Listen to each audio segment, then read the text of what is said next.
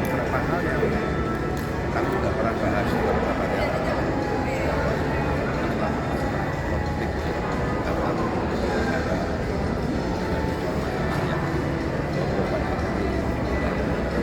kelaparan dan malnutrisi itu kan ada juga masalah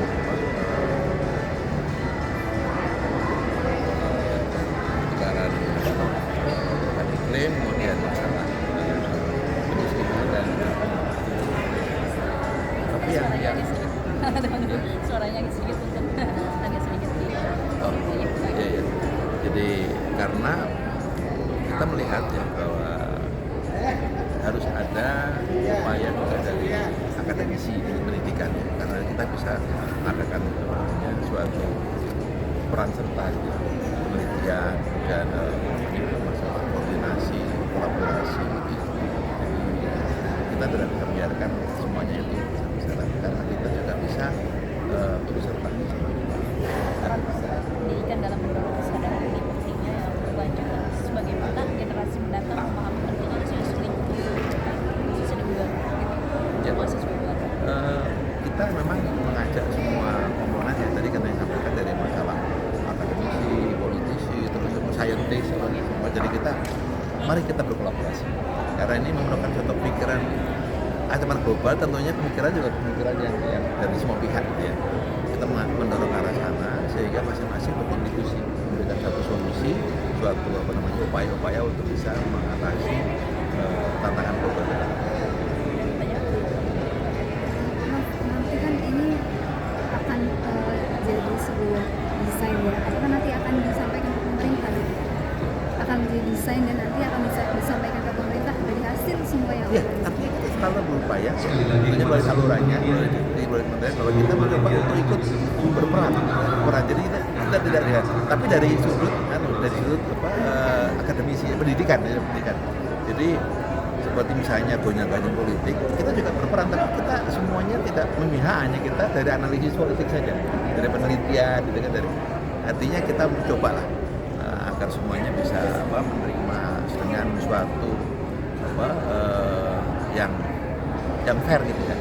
Artinya saya katakan dari sudut pribadi saya, jangan ada pergeseran ya nilai kebenaran tadi itu hanya dengan retorika aja. Jadi kita tetap harus berpedoman bahwa bukti itu harus perlu gitu kan. Jadi jangan hanya memprovokasi hanya dengan opini, dengan emosi, halusinasi gitu. Ini mungkin sayang ya.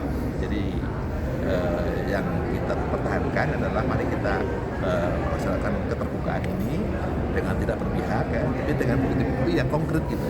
Jadi saya kira itu lebih enak gitu. Nggak pakai emosi, nggak pakai perasaan. Lalu bagaimana Pak teknologi dan inovasi dapat dimanfaatkan untuk berkelanjutan dalam berbagai sektor seperti energi, transportasi dan manufaktur? Ya, jadi kita mendorong suatu teknologi yang global. Karena sekali lagi kita selalu berkembang maju dengan segala keterbatasan kita. Tapi kalau kita berkontribusi berkolaborasi, insya Allah. Makanya saya mengatakan tadi nggak tertutup dalam satu kan multidisipliner itu karena kita dari segala aspek kita. Yang hadir pada Banyak, ini ada co-host tuan rumah ya, ada juga yang presenter ya, ada juga yang jadi kita menerima masukan-masukan baik itu abstrak maupun naskah, termasuk yang menjadi co-host tuan rumah. Jadi mereka juga berkontribusi yang sangat baik. satu lagi Pak tentang transfer ke swasta ya ketika menghadapi hal tersebut. Sektor swasta. Ya. Ya kebetulan kita juga berproduksi di swasta juga. Artinya kita harus merasa juga sebagai responsibility kita, tanggung jawab kita gitu. Jadi kita juga ikut bertanggung jawab untuk mengatasi masalah ini dengan upaya kita yang sekali lagi ya nggak mungkin sendirian, harus bersama-sama. Apalagi swasta bisa satu lebih bagus lagi gitu. Kita mengajak itu. Pak, kemarin Bapak mendapatkan penghargaan dari Filipina, salah satu kolaborasi yang dari Filipina. Ya, kita udah bersama dengan Filipina sejak tahun 2016 itu dengan Yusuf Mindanao. Sana sebetulnya malah lebih dulu akan memberikan PhD Bernis Korsa di itu. Rektor di sana dengan sifat dia akan membaca dari riwayat perjalanan. Kan saya bilang saya ini termasuk yang unik karena 3 dimensi pengembukasan tadi ya. Di kepolisian sebagai alat negara hukum yang keras tegas tapi harus humanis, harus melayani dan harus dengan masyarakat. Dan kedua di intelijen itu kan tugas yang tidak ada yang kompartementasi yang nggak ada. Nah paling enak itu di sini karena semuanya tertata dengan baik, ada aturannya, jadi kita bisa melaksanakan aja. Tinggal mau atau tidak kita membaca atau melaksanakannya. Ya, nah kemudian kemarin kita kan diundang ke sana memerlukan cukup waktu yang lama karena PhD ini dari pemerintah, ya, bukan dari universitas, tapi melalui universitas sana. Nah, kenapa kriminologi? Rupanya di sana melihat dari riwayat hidup itu bahasa atau berkecimpung di kepolisian itu cukup lama dan diberikan PhD kriminologi. Jadi suatu apa ya? Menurut saya pribadi penghargaan yang luar biasa bagi saya, pengakuan yang luar biasa bagi saya, dan saya bertanggung jawab harus bisa mempertanggungjawabkan itu harus kita kembalikan ke perkembangan pengetahuan.